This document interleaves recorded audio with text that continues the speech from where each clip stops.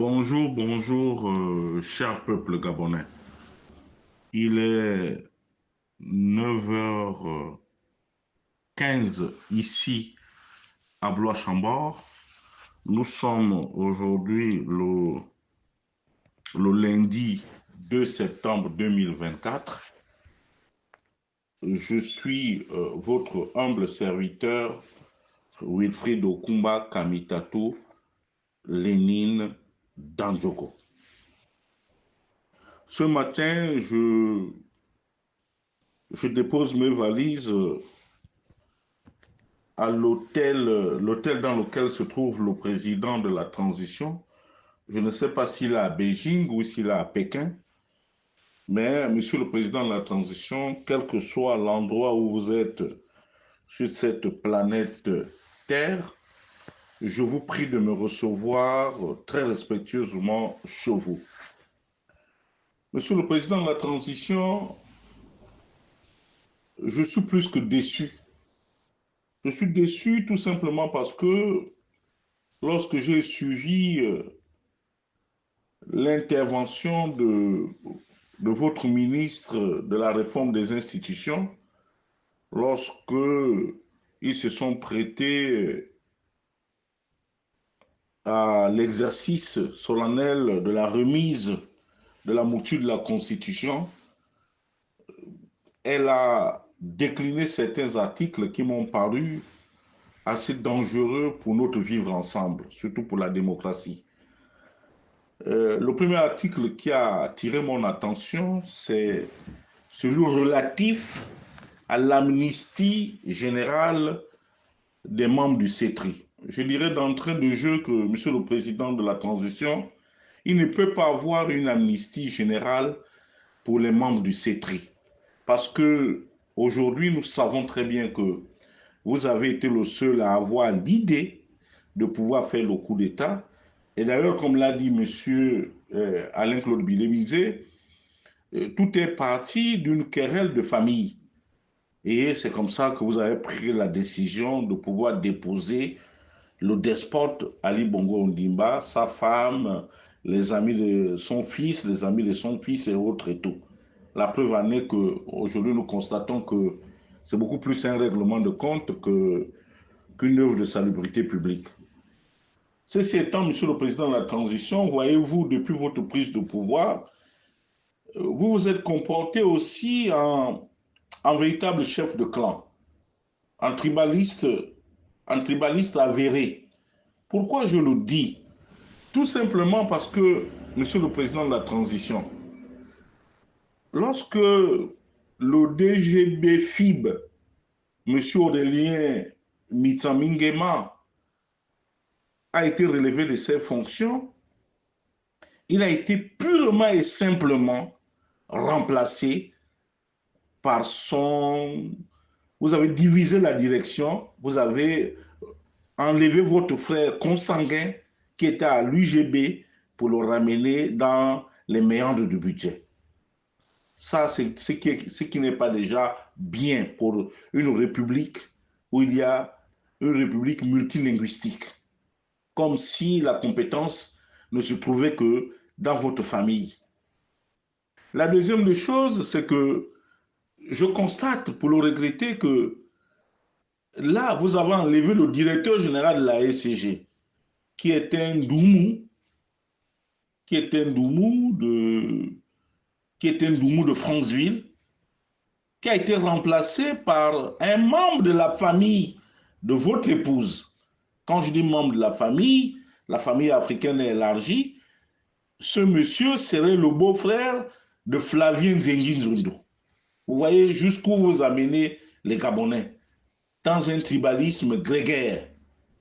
Ceci étant, je recuse avec la dernière énergie qu'il y ait une amnistie en ce qui concerne les militaires du CETRI. L'amnistie ne peut concerner que vous.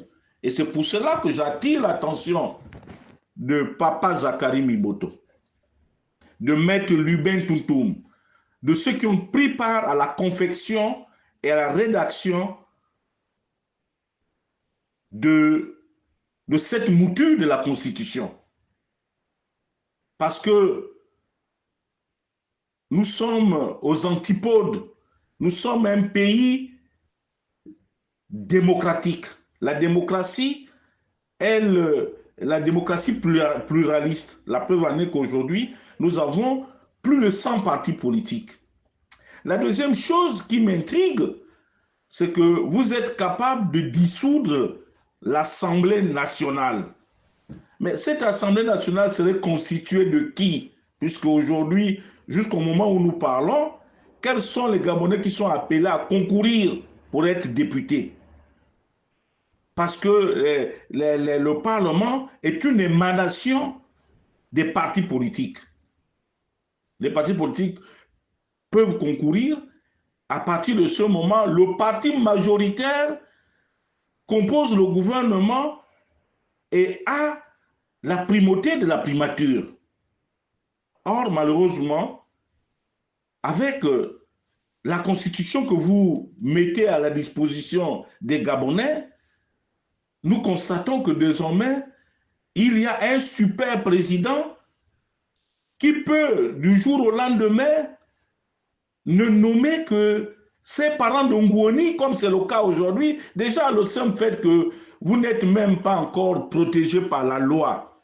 C'est-à-dire que vous êtes un président de la transition. Regardez comment vous vous comportez vis-à-vis des Gabonais.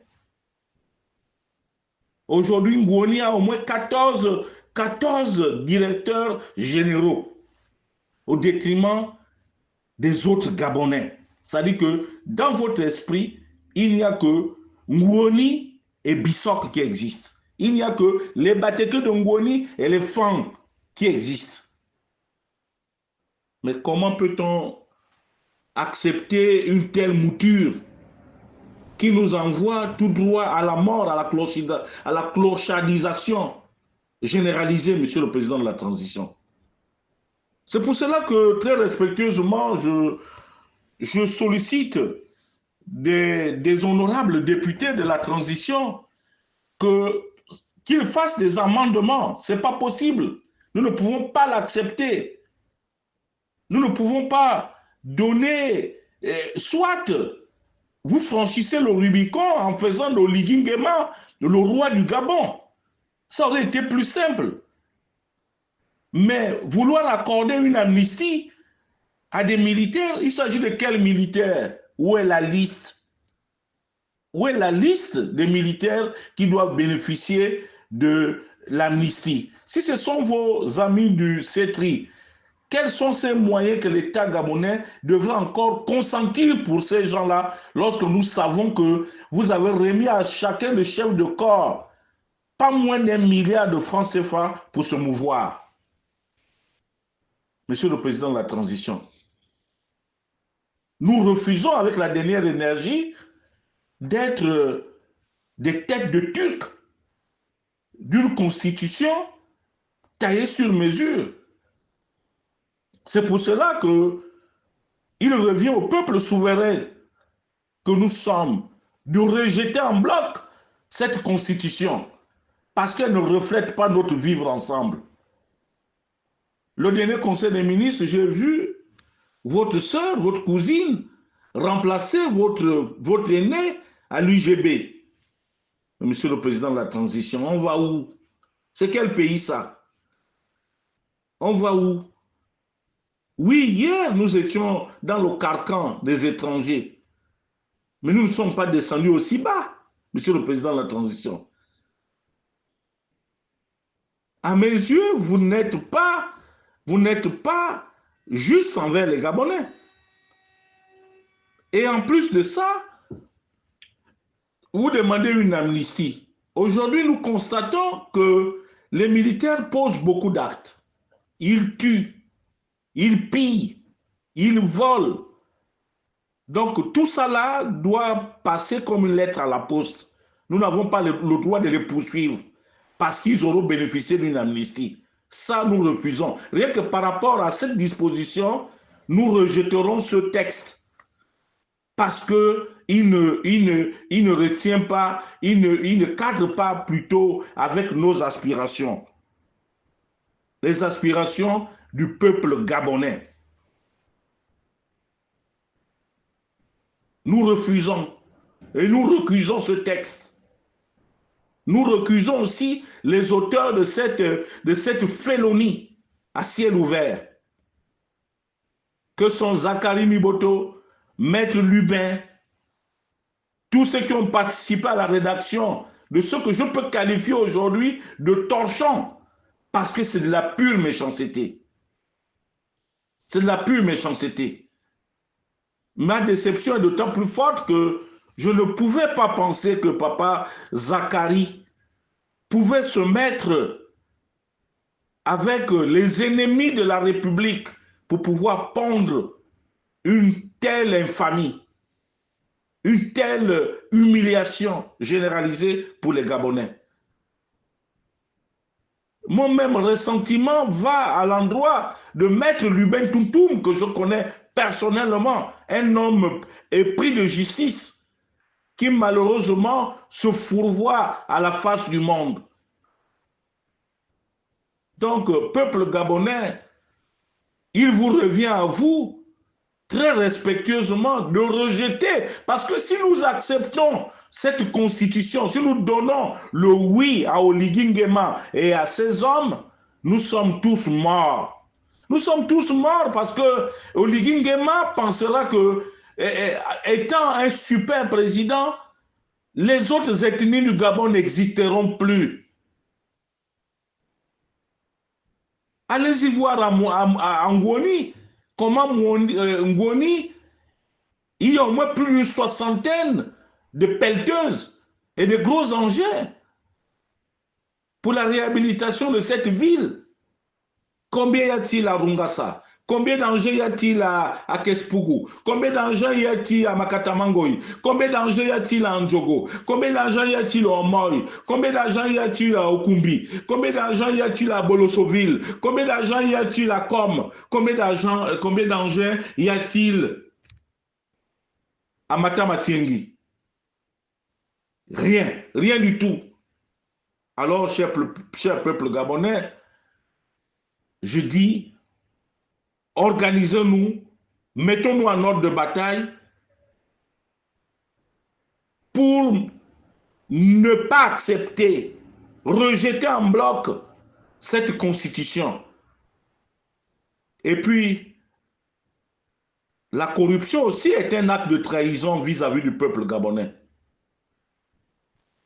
La trahison est un acte de trahison vis-à-vis du peuple gabonais. Le tribalisme est un acte de haute trahison aussi vis-à-vis du peuple gabonais. Mais à l'exercice de la fonction présidentielle, nous avons constaté que M. Brice Clotaire Oligui Nguema, qu'il veuille m'excuser, est un tribaliste né. Parce que si nous voulons asseoir une véritable loi d'amnistie, mais commençons à amnistier tout le monde. Une amnistie générale pour que nous repartions tous sur de nouvelles bases. M'enchanterait, mais je ne peux pas accepter que des militaires kleptomanes, des militaires qui font du mal. Regardez par exemple le cas de M. Gabriel Tossua Logo, le ministre des Eaux et Forêts, qui détourne 17 milliards de francs CFA.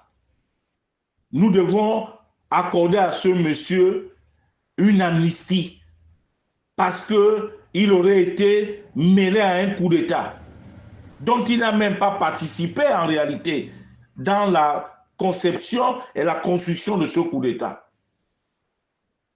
Moi, je dois l'accepter. C'est-à-dire que Tossué doit jouir de l'argent du contribuable parce qu'il est militaire. Je dois accepter que Loïc Ndinga Moudouma, qui voyage dans les avions, un ministre de la République qui voyage en survêtement dans Air France.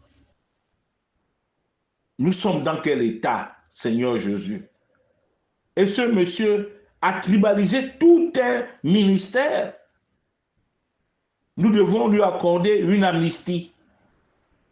Non, monsieur Brice Clotaire Oligui Nguema. Et puis en plus de ça, lorsqu'on parle d'amnistie, quels sont les militaires qui vont être amnistiés? Parce que dans votre affaire-là, on suppose que les hommes de troupe aussi ont pris part. Or, jusque-là, il n'y a que la haute hiérarchie militaire qui jouit, qui bénéficie de vos largesses. Le militaire lambda, l'homme de troupe, est aujourd'hui l'ombre de lui-même, est réduit à la mendicité.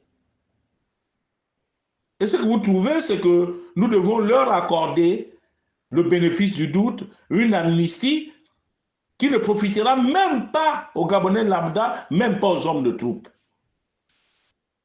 Monsieur le Président de la Transition, c'est dégueulasse. C'est dégueulasse et c'est grave. Je voudrais aussi revenir sur quelque chose qui semble se propager au sein de l'opinion, celle de la nationalité de ma mère. Monsieur le Président de la Transition, vous savez, par respect à votre rang et à votre qualité, au-delà de votre jeune âge par rapport au mien, lorsqu'on est devant un chef, on ne contredit jamais un chef en public. Lorsque vous m'avez reçu et que vous avez dit, puisque j'ai retrouvé ça dans un post écrit par Madame Tata Huguette, qui est ma nièce, je sais que selon ce qu'elle aurait dit à certains parents, c'est que son compte a été piraté, où on dit que ma mère est congolaise, Monsieur le Président de la Transition. Je mets quiconque au défi de m'apporter l'acte de naissance ou de me montrer le parent de ma mère qui est congolais. Non, Monsieur le Président. Ma mère se nomme Ambunda. Son prénom, ses deux prénoms, Marie-Simone. Elle est née le 1er janvier 1956 à Ndjogo. Elle est la fille de Yangari Daniel et de Nchono Jeannette. Ma grand-mère qui est morte il y a 4 mois. Et tout Franceville est là. Ma mère a grandi à Franceville. Ma mère a appris au collège moderne des filles de Franceville que les uns et les autres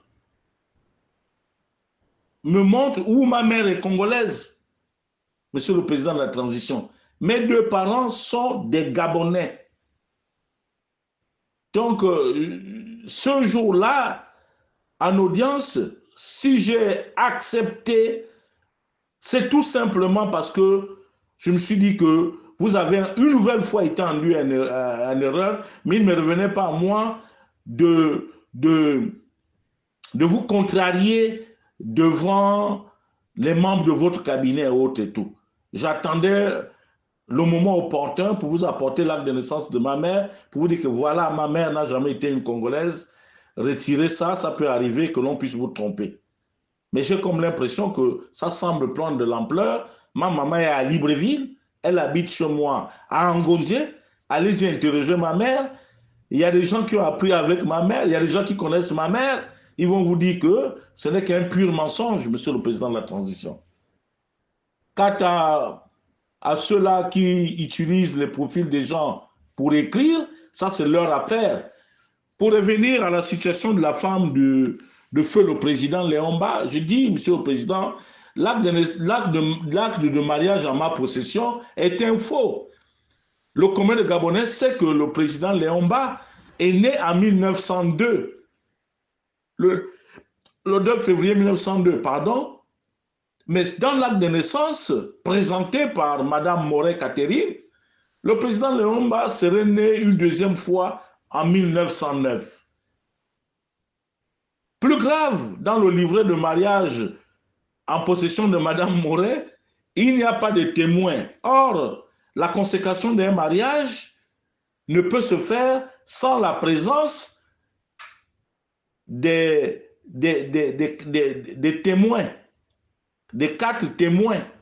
C'est-à-dire que 2 pour l'époux et 2 pour l'épouse. Sauf si en 1963, les mariages se faisaient comme ça. Donc aujourd'hui, ce n'est pas une envie de nuire de ma part, mais je refuse que l'histoire du Gabon soit trafiquée. Et puis n'oubliez pas que nous qui venons du Haut-Ogooué, mais présentez les actes de naissance de vos parents. Parce que nous qui sommes du Haut-Ogooué, nous connaissons l'histoire. Il y en a qui sont nés pendant la période de l'AF en territoire congolais. Il y en a qui sont nés en période de l'AF en territoire gabonais. Voici la réalité. Et puis, dans votre constitution à problème, vous mettez en difficulté le métissage. C'est-à-dire que la République gabonaise se transforme désormais en une agence matrimoniale. Ce qui est extrêmement grave. Mais l'amour, c'est un choix. Coucher avec quelqu'un ou avoir une relation avec quelqu'un, c'est un désir, monsieur le président de la transition. Voilà des jeunes Gabonaises qui arrivent ici en France, qui, déjà pour se faire régulariser, sont souvent obligés d'emprunter le chemin incertain pour pouvoir avoir ou se marier ou avoir un enfant avec un Français ou avec un Européen. Donc, deux fois, ce sont les vicissitudes de la vie qui amènent les gens à avoir souvent des postures.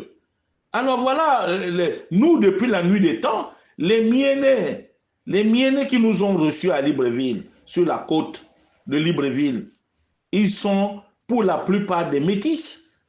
Voilà une partie des Gabonais que l'on va interdire d'aspirer à la magistrature suprême. Parce que M. Oligui ne veut pas d'adversaire. Mais de qui avez-vous peur réellement, Monsieur le Président? Puisque vous avez le vent en poupe. Vous avez bien commencé, vous êtes en train de vous fourvoyer vous-même, Excellence, Monsieur le Président de la Transition. Et puis au dernier Conseil des ministres, vous nous servez l'humiliation extrême. C'est-à-dire que 2 femmes du Wellington sont promues des conseillers spéciaux du président de la République. Et par ricochet, ce sont des épouses de 2 anciens premiers ministres. Mais à partir de ce moment, Monsieur le Président, où est l'équité entre Gabonais? J'espère que vous aurez la possibilité de me répondre à juste titre. J'ai encore vu que certains de vos ministres ont emprunté le chemin du tribalisme, le chemin de l'égoïsme, en nommant leurs propres parents. Prenons le cas de Ulrich Mamfumbi, et vous me demandez à moi d'accorder une amnistie à Ulrich Mamfumbi avec les actes qu'il pose. Vous me demandez à moi d'accorder une amnistie à Ngoma, qui est de père et de mère congolais, le général Ngoma, qui n'a rien à voir avec le Gabon, vous n'en parlez pas, et vous voulez qu'on lui donne une amnistie parce qu'il est membre du CETRI. Pendant que chez lui, il y a une bombance de véhicules, c'est pratiquement un concessionnaire. Nous constatons que les maisons de Sylvia Bongo, même si aujourd'hui elle est en prison, nous ne sommes pas encore passés en procès. Toutes ces maisons sont éventrées, toutes ces maisons sont prises par les membres du CETRI. Ça, il va falloir que nous fassions une amnistie, alors que ces maisons doivent être saisies, remises à la disposition de l'agence judiciaire de l'État. Et à partir de ce moment, les Gabonais vont décider de ce qu'il y a lieu de faire. Mais cette constitution, chaque Gabonais devra en tirer les conséquences. Moi, j'ai comme l'impression que si nous allons, la première des choses qui saute aux yeux, c'est que nous ne pouvons pas voter cette constitution à partir du moment où on a inscrit là-dedans l'amnistie des membres du CETRI. Parce que tous les membres du CETRI ne peuvent pas bénéficier de l'amnistie. C'est pas possible. C'est pas possible parce que l'État ne pourra pas supporter de telles dépenses. C'est pas possible. Et nous devons leur allouer des fonds. Pourquoi, Monsieur le Président? Prenez une amnistie générale, elle cadrera avec l'esprit du pardon qui semble vous animer. Mais vous ne pouvez pas nous demander à nous de pardonner les militaires avec tous les actes infamants, toutes les bavures qui sont faites à Libreville. Ils tuent, ils font n'importe quoi, ils violent, ils rackettent, ils font, et vous nous demandez de leur accorder une amnistie. Non, Monsieur le Président. Qu'il vous plaise ou pas, je vous dis sincèrement, ce qui me concerne, j'aurais bien voulu vous accorder le bénéfice du doute, mais à la lecture des premiers points de la Constitution que vous allez proposer au peuple gabonais, je pense que le non l'emportera. Et je connais aussi votre plan B. C'est certainement une fois que nous aurons refusé, vous allez durcir le régime, mais allez-y. Je pense qu'il existe une communauté internationale, même si celle-ci fait fi, même si la France refuse de voir les malheurs du peuple gabonais, je pense qu'il y aura certainement des militaires épris de patriotisme qui régleront la question qui nous oppose aujourd'hui, malheureusement à vous. Le début a été bien, mais un an après, nous avons vu la qualité et le comportement et vos agissements. La qualité, le comportement et vos agissements qui sont aux antipodes d'un démocrate né. Parce que même si demain, alors, à supposer que demain Wilfried Okoumba est un parti politique, je suis majoritaire, donc à partir de ce moment, je ne peux pas être Premier ministre. Et si demain, par extraordinaire, il vous arrivait de créer, puisque si vous enlevez la tenue militaire, vous allez certainement vous lancer en politique en créant une formation politique. Donc cette formation politique, lorsque elle serait battue aux élections, vous avez l'obligation de nous imposer qui que ce soit. Non, Monsieur le Président. La première des choses, si vous voulez que les Gabonais vous accordent un peu plus de crédit, je vous prierai d'abandonner de manière sincère le tribalisme qui est ancré en vous ces derniers temps, où il n'y a que Ngoni et le Katon Bissok qui ont tout, où les Fang sont au-dessus des autres Gabonais, où les Bateke de Ngoni sont au-dessus des autres Gabonais. Je dis, nous qui n'avons rien à voir avec votre régime, nous qui pensions qu'on pouvait vous soutenir parce que vous avez posé un acte héroïque, nous disons, nous déchantons aujourd'hui, et c'est pour cela que de manière solennelle, je dirais au peuple gabonais que chacun prenne ses responsabilités en recusant, en rejetant en bloc cette constitution, surtout par rapport à cet article qui consacre l'amnistie aux membres du CETRI. L'amnistie ne concerne que le président de la transition, mais pas des autres coupables. Pas du tout, Monsieur le Président de la transition. C'était Wilfried Okoumba Kamitatou Lénine Dandjogo. Il est 9h44 ici à Blois-Chambord. J'en ai terminé et je vous remercie.